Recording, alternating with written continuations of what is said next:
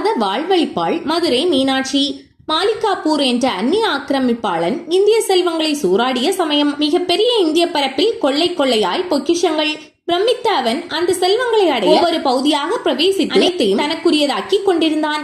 அந்த வகையில் அவன் 40,000 ஆண்டுகள் சரித்திர முக்கியத்துவம் பெற்ற மதுரை மாநகர் என்கிற திரு ஆலவாய் நகருக்குள் நுழைந்தான். ஏற்கனவே அவனது கொலைவரியை பற்றி கேள்விப்பட்டிருந்த ஆகம விற்பனர்கள் கோவிலின் கற்பக்கிரகத்தினுள் ஒரே ஒரு விளக்கை மட்டும் எரியவிட்டு பின் மீனாட்சி அம்மன் கருவறையை மண்ணை போட்டு மூடிவிட்டனர். கோயிலினுள் நுழைந்த மாலிகாப்பூரின் படைகள் கோயிலின் சிற்பங்கள் அனைத்தையும் துவம்சம் செய்தனர்.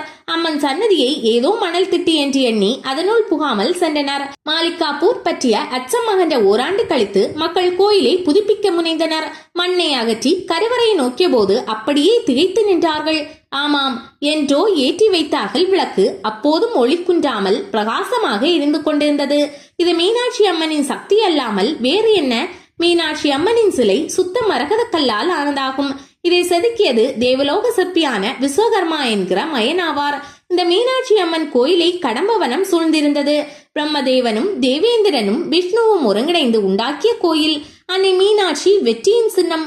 மீனாட்சி அம்மனை நேரில் கண்டவர் பலர். குமர குருபரருக்கு முத்துமாலை வழங்கி மறைந்தவள் மீனாட்சி அம்மன். குழந்தை வடிவாக திருமலை நாயக்கருக்கு காஞ்சனமாலை, மலையத்வாஜ பாண்டிய மன்னனுக்கும் காட்சி தந்தவள். சோமசுந்தர கடவுளை மணந்தவர். இன்று மீனாட்சி கல்யாண வைபோகத்தில் திருமலை நாயக்கர் தம் குடும்பத்துடனும் காஞ்சனமாலை, மலையத்வாஜ பாண்டியரும் மக்களோடு மக்களாக கலந்து கொண்டு சேவிக்கின்றாராம். இங்குள்ள புற்றாமரை குளம் சோம சுந்தரேஸ்வரரால் உருவாக்கப்பட்டது. இங்கு தினமும் தாமரை மலர்கள் தங்கத்தினால் தோன்றும். இதனை அடுத்தே சப்தரிஷிகளும் அன்னை மீனாட்சியை ஆராதித்து வந்தனர். இந்த பொற்றாமரை குளம் இன்றும் தெய்வீக சக்தி கொண்டது. ஒரு மீனோ புழுவோ பூச்சியோ இந்த குளத்தில் நிரந்தர வாசம் செய்யாது. சங்க பலகை கொண்டு தமிழ் புலவர்களின் திறனை சோதித்த இடம் இது. சிவனின் நெற்றிக்கண் பட்டு நக்கீரர் தனது உடம்பெல்லாம் புண்ணாகி போய் எரிச்சல் அடங்க இந்த பொற்றாமரை குளத்தில் தான் குதித்தார். குதித்த நொடியில் அக்னியினால் தான் ஏற்பட்ட பிணியும் படுவும் நீங்கியது. கூன் பாண்டியனின் தீராத வயிற்று வலியும் இந்த கோயிலின் பிரசாதம் சமைக்கும் அடுப்பில் இருந்த சாம்பலினால் அகன்றது. மந்திரமாவது நீரே என்பதும் மருந்தாவதும் நீரே என்பதும் உண்மை. சொக்கநாதர் மீனாட்சி திருமணத்தை நடத்தி வைக்க வைகுந்தத்தில் இருந்த பெருமாள் புறப்பட்டார். வரும் வழியில் ஆதி மூலமே என்று ஒரு யானை பெருமாளை அழைத்தது. நீர் அருந்த சென்ற யானையின் காலை ஒரு முதலை கவ்வி இழுக்க வலி பொறுக்க மாட்டாமல் உயிர் காக்குமாறு திருமாலை கஜேந்திரன் என்ற யானை அழைக்க விஷ்ணுவானவர் பக்தனை ரட்சிக்க திசை மாறி போனார்.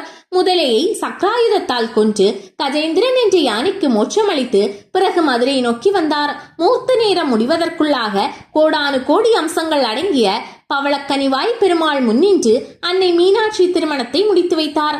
கரிவரத பெருமாள் என்ற சுந்தரராச அழகர் இதை கேள்விப்பட்டு சற்றே திகைத்து நின்ற இடமே சோலைமலை. திருமாலிருஞ்சோலை என்னும் அழகர் மலை வரை திருமணத்திற்கு தான் வரவில்லை, விருந்துக்காவது வருக என சோமசுந்தரர் நந்தியை அனுப்பி அழைப்பு விடுத்தார். அதற்குள் விருந்தும் ஆரம்பமாகிவிட்டது. சிவபெருமானுக்கு குண்டோதரன், மொட்ட முனீஸ்வரன், காத்தவராயன் போன்ற கணங்கள் உண்டு. விருந்து உண்டவர்களின் தாகத்தை தணிக்க குண்டோதரனை நோக்கி சிவன் இந்த இடத்தில் வைகை என்றார். உடனே வேகமாக நீர் பெருகி வந்து அனைவரின் தாகத்தையும் சாந்தி செய்தது. இதுவே இப்போது வைகை என பெயர் பெற்று விளங்கும் நதி.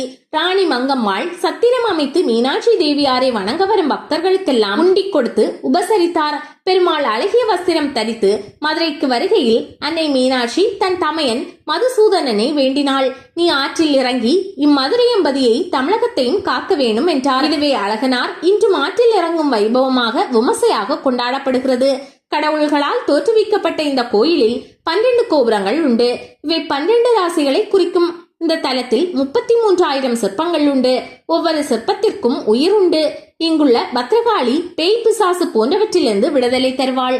மகாவிஷ்ணு தனக்கு பிரியமான வெண்ணெயை உருட்டி பத்ரகாளி மீதும் ஊத்துவ தாண்டவர் மீதும் வீசினால் 108 புண்ணிய நதி தீர்த்தத்தில் மூதாதையருக்கு திதி கொடுத்த பலன் சேரும். இங்குள்ள முக்குருணி விநாயகர் வெற்றியின் உறைவிடம். அன்னை மீனாட்சியை தொழுத பின்னர்தான் சொக்கநாதரை தொழ வேண்டும். மதுரை மீனாட்சி அம்மன் கேட்டதை கொடுப்பார். சிவில் சர்வீஸ் பரீட்சைக்கு செல்பவர்கள் அன்னை மீனாட்சியை தொழுது பின் முக்குருணி கணபதியை ஆராதித்து சிவனை பூஜித்து வர 100% தெய்வ அருள் வெற்றிக்கு துணையாகும். எப்படிப்பட்ட பழி தோஷம் இருந்தாலும் சரி, பொற்றாமரை குளத்தில் அமாவாசை என்று நீராடி அன்னை மீனாட்சியை ஆராதித்து வாருங்கள். விரைவில் கடன் அடிப்படும், தீரா பிணி தீரும், வியாஜம் வெல்லும் என்கின்றனர் சித்தர்கள். கடம்பவனத்துறை அங்கீர்க்கணி அனைத்து நலனும் மீவாள் அன்னை இவளும் உயர்ந்தோர் இறை இல்லை கண்டோம் சத்தியம் சொன்னோர் தீர்த்த அமாவாசை யாதினிலே விரதம் கொண்டு நீராடி அகிலாண்ட நாயகியா மங்கையர்க்கண்ணியை தொழுவோர்க்கு முடியாததன் இம்மேதினிலே கலியால் கொண்ட துயர கலையம பயமது சாய தேவர் கரசும் மயனும் கூடி சமைத்த அம்பலத்துறை அன்னை மீனாட்சி அடிபணிவீரே. பில்லியும் சூனியமோடும் பணிமேன்மையும் சேரும், மாடு கன்று விருத்தியாம், பட்ட வாழ்வு தலைக்குமாம், போன திரவியம் மீளுமாம், மொட்டை கோபு முனியை தொழுது நிற்பவர்க்கே. இது அகத்தியரின் அருள்வாக்கு. விஸ்வாமித்ரர், வசிஷ்டர், ஜமதக்னி போன்ற சப்த ரிஷியாலும் பட்டினத்தார், அகஸ்தியர், போகர், புலிப்பாணி, அகப்பை சித்தர், பாம்பாட்டி சித்தர், சிவவாக்கியார், திருமூலர் போன்ற சித்தர்களாலும் பற்பல மன்னர் பெருமக்களாலும் போற்றப்பட்டவர் அருள்மிகு மீனாட்சி. நாமும் உள்ள சுத்தியுடன் தொழுது வாழ்வை சிறப்பாக வைப்போமே.